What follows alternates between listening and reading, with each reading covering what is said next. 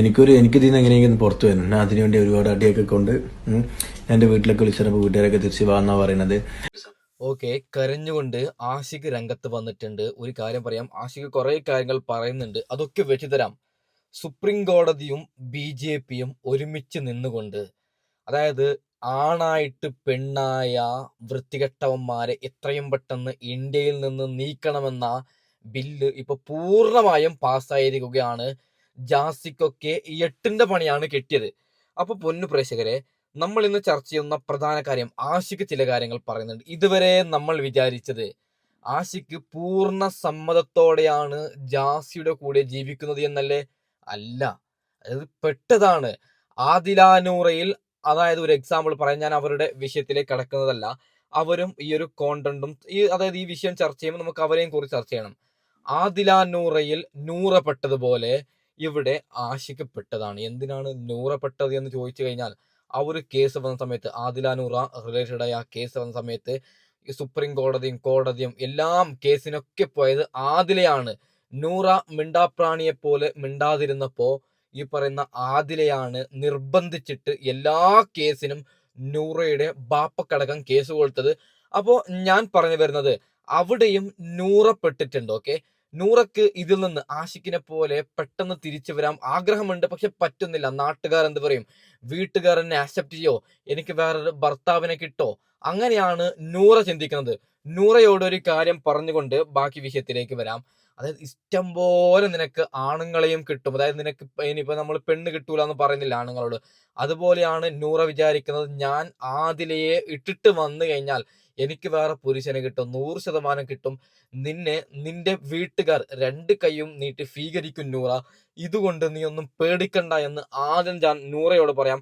ആദില അത്യാവശ്യം നമുക്കൊക്കെ അറിയാം ആദിലയുടെ ക്യാരക്ടർ എന്തെന്ന്, ഞാൻ അതിലേക്കൊന്നും കടക്കുന്നതല്ല. എന്നാലും പറയുകയാണ്, ബിഗ് ബോസിൽ അനുമോൾ എന്ന കണ്ടസ്റ്റന്റ് ഈ പറയുന്ന ആദിലയും നൂറയും നല്ലോണം സ്നേഹിച്ചു, നല്ല ഫ്രണ്ട്സ് ആണെന്ന് പറഞ്ഞപ്പോ ഇവറ്റകൾ അനുമോളെ ചതിച്ചത് എനിക്കും നിങ്ങൾക്കും അറിയാൻ പറ്റുന്ന ഒരു കേസാണ്. ഓക്കെ, അപ്പോ ഞാൻ പറഞ്ഞു വരുന്നത്, ഇപ്പോ ആഷിക്ക് തിരിച്ചു വരുന്നത് പോലെ നൂറ നീയും തിരിച്ചു വരണമെന്ന് പറഞ്ഞിട്ട് വിഷയത്തിലേക്ക് അടക്കാം. പൊന്നു പ്രേക്ഷകരെ, 8ന്റെ പണി കിട്ടുകയാണ് ജാസിക്ക്. ഇനി വേഷം മാറാതെ വേറെ ഒന്നും പറ്റൂല. അതായത് വേഷം മാറിയേ മതിയാവൂ. നമുക്ക് ആ ഒരു പുതിയൊരു വാർത്ത വന്നിട്ടുണ്ട് ഈ ബില്ല് പാസ്സായതിനെ കുറിച്ചിട്ട്. ആ വാർത്തയുടെ ക്ലിപ്പ് ആദ്യം കേൾക്കാം, അതിനുശേഷം ആഷിക്ക് കുറച്ച് കാര്യങ്ങൾ പറയുന്നുണ്ട്, അത് നിങ്ങൾ കേൾക്കണം, അപ്പൊ നമുക്ക് അറിയാൻ പറ്റും. ഓക്കെ, പ്രതിപക്ഷ എതിർപ്പിനിടെ ട്രാൻസ്ജെൻഡർ ബിൽ ലോക്സഭ പാസാക്കി. ജനിതക ശാരീരിക വ്യത്യാസങ്ങൾ മാത്രം ഉള്ളവരെ ഉൾപ്പെടുത്തിയാണ് ബിൽ പാസാക്കിയത്. ട്രാൻസ്ജെൻഡർ സമൂഹത്തിന് കൃത്യമായ സുരക്ഷയും ആനുകൂല്യങ്ങളും ഉറപ്പാക്കാനാണ് ഭേദഗതിയെന്ന് കേന്ദ്രമന്ത്രി വീരേന്ദ്രകുമാർ പറഞ്ഞു. കിന്നർ, ഹിഡ്ജ, അരവാണി, യോഗ്ത തുടങ്ങി സാമൂഹ്യ സാംസ്കാരിക സ്വത്വമുള്ളവരെ മാത്രമേ ഇനി ട്രാൻസ്ജെൻഡറായി കണക്കാക്കൂ. വ്യക്തിപരമായ താല്പര്യമോ സ്വയം പ്രഖ്യാപിത ലിംഗസ്വത്വമോ ഇതിനായി അംഗീകരിക്കില്ല. ട്രാൻസ്ജെൻഡർ സർട്ടിഫിക്കറ്റ് ലഭിക്കുന്നവർക്ക് ജനന സർട്ടിഫിക്കറ്റിലെ പേര് മാറ്റാൻ ബില്ലിൽ അനുമതി നൽകുന്നുണ്ട്. സ്വയം ലിംഗപദവി നിർണ്ണയിക്കാനുള്ള അവകാശം ബില്ല് തകർക്കുന്നുവെന്നും ഇത് സുപ്രീം കോടതി വിധിയുടെ ലംഘനമാണ് എന്നും പ്രതിപക്ഷം ആരോപിക്കുന്നു. ഓക്കെ, ഒരു കാര്യം പറയാം, ഈ ഒരു കാര്യത്തിൽ BJPക്കും സുപ്രീം കോടതിക്കും മാത്രമാണ് എന്റെ സപ്പോർട്ട്. കാരണം 28-30 വയസ്സ് വരെ ഒരു പെണ്ണും കെട്ടി ജീവിച്ചവനാണ് ഈ ജാസി എന്ന് പറയുന്ന ഈ വൃത്തികെട്ടവൻ. അതായത് ഒരു പെണ്ണിന്റെ സുഖം എന്താണെന്നൊക്കെ ശാരീരികമായി ബന്ധപ്പെട്ടിട്ട് ഒരാണ് ചോരത്തളപ്പുള്ളപ്പോൾ ഒരു ഏകദേശം 20 മുതൽ 30 വയസ്സ് വരെ എന്തൊക്കെ നേടിയെടുക്കാം, അതൊക്കെ ആണായി നേടിയെടുത്തതിന് ശേഷം ഒരു സുപ്രഭാതത്തിൽ എനിക്കൊരു പെണ്ണാവണം. അത് എന്തിനെന്നല്ലേ പെണ്ണായത്? അതായത് വിയർക്കാതെ എങ്ങനെ പൈസ ഉണ്ടാക്കാം. ഇവറ്റകൾ, ഈ പറയുന്ന ജാസി എന്ന വൃത്തികെട്ടവന് ചൂടിദാര ധരിച്ചിട്ട് സ്വയം പെണ്ണെന്ന് പറഞ്ഞപ്പോ കുറെ ഉദ്ഘാടനം കിട്ടി, സോഷ്യൽ മീഡിയയിൽ വൈറലായി, ഇൻസ്റ്റഗ്രാമിൽ നിന്നും യൂട്യൂബിൽ നിന്നും ഇഷ്ടം പോലെ പൈസ വരാൻ തുടങ്ങി. അതുകൊണ്ട് ഞാൻ പെണ്ണാവാമെന്ന് അവനങ്ങ് വിചാരിക്കുന്നു. എല്ലാ ദിവസവും സാരി ഉടുത്തും ചൂടിദാര ധരിച്ചും ഈ വൃത്തികെട്ടവൻ നടക്കുന്നു.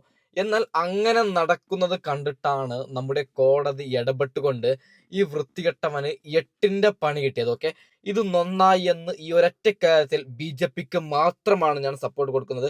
ഓക്കെ, ഇനിയിപ്പോ ഉടൻ വേഷം മാറും, അത് ഉറപ്പാണ്. മറ്റേ ഈ സാധനം കട്ട് ചെയ്തിട്ടൊന്നുമില്ല.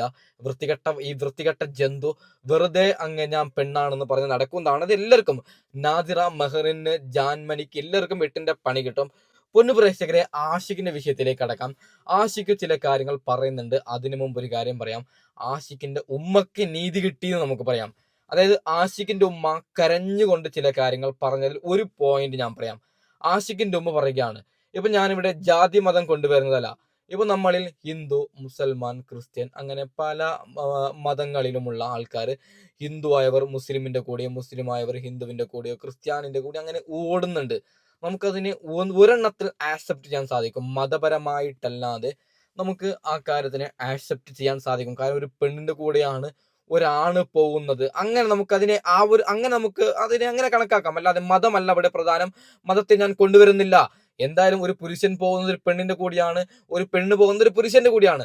നേരെ മറിച്ചിട്ട് ഇവിടെ ആഷിക്ക് പോയത് ആരാണ്? നോക്കൂ നിങ്ങൾ, ആഷിക്ക് ഒരു മുഞ്ചനാണ്. നല്ല തടിയും നല്ല താടിയും നല്ലൊരു കിടുകിട നല്ലൊരു ചുള്ളൻ ചെറുപ്പക്കാരനാണ്. ഈ ചെറുപ്പക്കാരൻ പോകുന്നത് വേറെ ഒരു പുരുഷന്റെ കൂടിയാണ്. അതും വേഷം മാറി മറ്റേ ബ്ലൗസിൽ, ഞാൻ എൻ്റെ ഈ വിഷയം ചർച്ച ചെയ്യുന്നത് കൊണ്ടാണ് ഇങ്ങനെ പറഞ്ഞത്. മറ്റേ ഈ സാധനം പൊന്തിക്കാണാൻ വേണ്ടിയിട്ട് ഒരു പ്രത്യേക തരം ഒരു ബ്ലൗസ് വരുന്നുണ്ട്. ആ ബ്ലൗസ് ധരിച്ചിട്ട് പോകുന്ന ഇവന്റെ കൂടെയാണ് സ്വയം പെണ്ണെന്ന് പറയുന്ന ഈ ജസീൽ എന്ന വൃത്തികെട്ടവന്റെ കൂടെ പോകുന്നു എന്ന് പറയുമ്പോൾ ഏതൊരു ഉമ്മയാണ്, ഏതൊരു അമ്മയാണ് അത് സഹിക്കൂ?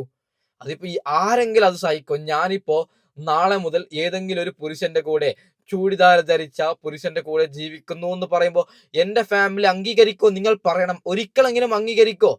എനിക്കൊരു പക്ഷെ പണിയെടുക്കാതെ പൈസ ഉണ്ടാക്കാൻ പറ്റും അവന്റെ കൂടെ നടന്നു കഴിഞ്ഞാൽ. അതായത് ആഷിക്ക് എന്തിനു നടന്നു എന്ന രണ്ട് കാര്യം ഞാൻ പറയാം. ഒന്ന്, പണിയെടുക്കണ്ട, ഈ വൃത്തികെട്ടവന്റെ കൂടെ ജീവിച്ചാൽ മതി. അതായത് ഈ വൃത്തികെട്ടവന് കുറെ ഉദ്ഘാടനം കിട്ടും. എന്തിനു ഉദ്ഘാടനം കിട്ടും എന്ന് പറഞ്ഞു കഴിഞ്ഞാൽ പൈസയാവും, വൈറലാവും, ഉദ്ഘാടനം, കട പ്രൊമോഷൻ ആവും ഇവറ്റകളെ കൊണ്ട് ഉദ്ഘാടിപ്പിച്ചാൽ. അപ്പോ അങ്ങനെ ജീവിക്കാമെന്ന് കരുതിയിട്ടാണ് ഈ ആഷിക്ക് ജസീലിന്റെ കൂടെ ജീവിക്കുന്നത്. രണ്ട് ആശിക്കപ്പെട്ടതാണ്. ഇനിയിപ്പോ ഈ ഒരു സുപ്രഭാതത്തിൽ ആഷിഖ് എനിക്ക് ഈ ജസീലിനെ വേണ്ട എന്ന് പറഞ്ഞ് രംഗത്ത് വന്നു കഴിഞ്ഞാൽ ഒന്നെങ്കിൽ കേസ് കൊടുത്തു കഴിഞ്ഞാലോ അല്ലെങ്കിൽ ഇവർ എന്തെങ്കിലും ഒരു ഡീൽ ഉണ്ടാവും. ആഷിഖും ജസീലുമായിട്ട് എന്തെങ്കിലും ഒരു ഡീൽ, പൈസയുടെ ഡീലല്ല. അതായത് ആഷിഖ് നീ എന്നെ വിട്ടുപോയാൽ നിന്റെ ഈ കാര്യം ഞാൻ പറയും, അങ്ങനെ എന്തെങ്കിലും ഒരു ഭീഷണി ഉണ്ടാവും. ആ ഭീഷണിക്ക് മേളിലാണ് ആഷിഖ് അവിടെ നിന്നത്. എന്നാൽ ആഷിഖ് കുറച്ച് കാര്യങ്ങൾ പറയുന്നുണ്ട്. ഇന്നോ ഇന്നലെയോ പറഞ്ഞതല്ല.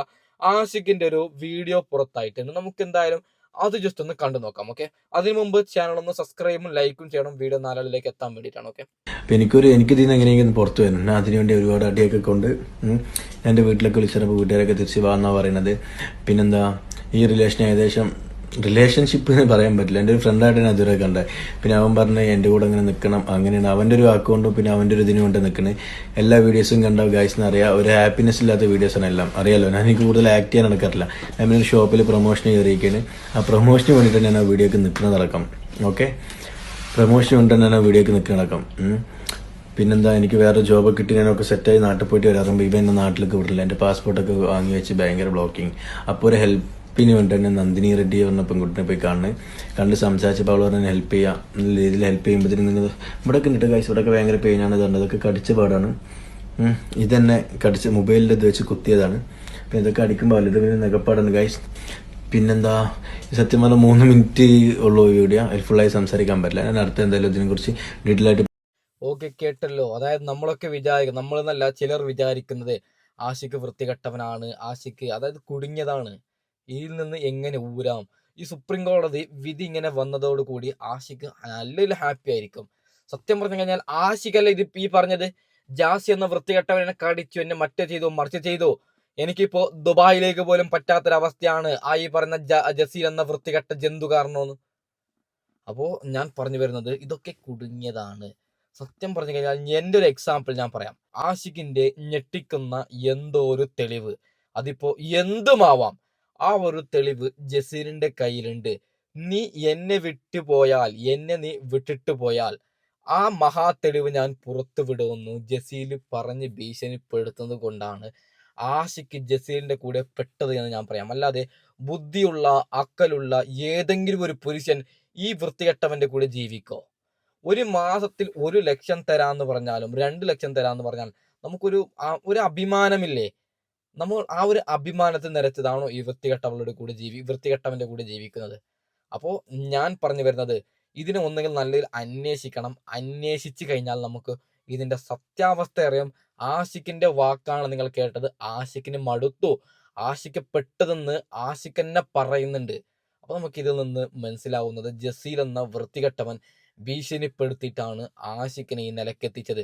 ഇനിയിപ്പോ അടുത്തിട്ട് ഇപ്പൊ ജാൻമനിക്കും ഈ പറയുന്ന നാദിറ മെഹറിന് തുടങ്ങിയ ജാസിക്കൊക്കെ ഉറപ്പായിട്ടും നോട്ടീസ് പോകും. അവരിതൊക്കെ സാധനം ഒന്നും കട്ട് ചെയ്തിട്ടില്ല. ഓക്കെ, അത് അങ്ങനെയൊക്കെ ഒന്നെങ്കിൽ ഈ ബില്ലിന്റെ ഒരു പ്രത്യേകത ഞാൻ പറയാം. ഒന്നുകിൽ നമ്മൾ ജന്മനാ ജനിക്കണം, ജന്മന അങ്ങനെ ഉണ്ടെങ്കിൽ ഓക്കെ, അവർ പ്രശ്നമില്ല. അല്ലെങ്കിൽ ചെറുപ്പത്തിൽ തന്നെ ഇതിപ്പോ ഈ പെണ്ണും കെട്ടിയിട്ട് 2 മക്കളൊക്കെ ആയതിനു ശേഷം, മക്കളായിന്ന് എനിക്കറിയില്ല, പെണ്ണും കെട്ടിയിട്ട് എല്ലാം കഴിഞ്ഞതിന് ശേഷം ഞാൻ ആണ് ഞാൻ പെണ്ണ് എന്ന് പോയി കിടന്നാൽ 8ന്റെ പണിയായി. ഇപ്പോൾ ആണ് പെണ്ണായവർക്കും ഇത് ബാധിക്കും. ഓക്കെ, നല്ലതാണ് BJP സർക്കാരിന്, ഗുഡ് ഞാൻ പറയാം. ഇത് അമേരിക്കൻ പ്രസിഡന്റ് ഡൊണാൾഡ് ട്രംപ് അധികാരത്തിൽ വന്ന ആ സമയത്ത് ഒരു കാര്യം പറഞ്ഞിട്ടുണ്ട്. ഡൊണാൾഡ് ട്രംപിനെ കുറെ പേർക്ക് അക്സെപ്റ്റ് ചെയ്യാൻ സാധിക്കൂല, അദ്ദേഹം ഒരു ക്രൂരനാണെന്നാണ് ചിലർ പറയുന്നത്. ഞാനൊരു കാര്യം പറയാം, അദ്ദേഹം അധികാരത്തിൽ കയറിയ, അദ്ദേഹം ജയിച്ചു എന്ന് അറിഞ്ഞിട്ട് അദ്ദേഹത്തിനോട് മൈക്ക് കൊടുക്കുകയാണ്, എന്താണ് നിങ്ങൾ അമേരിക്കക്ക് ഇനി ചെയ്യാൻ പോകുന്നത് എന്ന്. അപ്പോ ഡൊണാൾഡ് ട്രംപ് പറയുകയാണ്, അതായത് ജയിച്ച ആ സമയത്താണ് പറയുന്നത്, ഇവിടെ പെണ്ണും പെണ്ണുമായും ആണുമാണുമായും ജീവിക്കുന്നവർ ഇനി അമേരിക്കയിൽ വേണ്ട. അതായത് ആദില നൂറയെ പോലെ ജീവിക്കുന്നവർ ഇനി അമേരിക്കയിൽ വേണ്ട എന്ന് ജയിച്ച ആ സമയത്ത് വേറൊന്നും ചർച്ച ചെയ്യാതെ ഇത് ആദ്യം പറയാനുള്ള കാരണം എന്താണ്?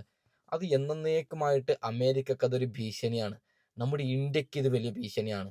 അതായത് ആണായി ജനിച്ച് പെണ്ണാവുന്നു എന്നറിഞ്ഞാൽ, അപ്പോൾ എന്താണ് ഇതിൽ ഭീഷണി? നമ്മുടെ നാട്ടിൽ ഇന്ത്യക്ക് നല്ലൊരു പേരുണ്ട്. ഇപ്പം നാളുകളിൽ ആണായി ജനിക്കുന്നവരൊക്കെ പെണ്ണായാൽ എന്താവും അവസ്ഥ? അവർക്ക് റിച്ച് കിട്ടുന്നുണ്ട്, സോഷ്യൽ മീഡിയ നല്ല സപ്പോർട്ട് കിട്ടുന്നുണ്ട് എന്ന് അറിഞ്ഞിട്ട് ഇനി ജനിക്കുന്ന ആണുങ്ങളൊക്കെ പെണ്ണായാൽ എന്താവും? ഇതൊക്കെ മുന്നിൽ കണ്ടാണ് നരേന്ദ്രമോദി ഈ ബില്ല് പാസ്സാക്കിയത്. ഇന്ത്യയുടെ വില പോവൂലേ? ഇപ്പൊ കേരളത്തിൽ എത്രയോ കണക്കിന് കൂടിയെന്നാണ് കേട്ടത്. ഓക്കെ, അപ്പോൾ ബില്ല് പാസ്സായിട്ടുണ്ട്. എത്രയും പെട്ടെന്ന് ജാസിയും ജാൻമനിയും ഒക്കെ വേഷം മാറി രംഗത്ത് വരുന്നത് കാണാനായിട്ട് ഞാൻ വെയിറ്റിംഗ് ആണ്. നിങ്ങൾ വെയിറ്റിംഗ് ആണോ? ഒന്ന് കമന്റ് ചെയ്യൂ. തൽക്കാലം ഞാൻ വൈൻഡപ്പ് ചെയ്യുകയാണ്. Okay, by.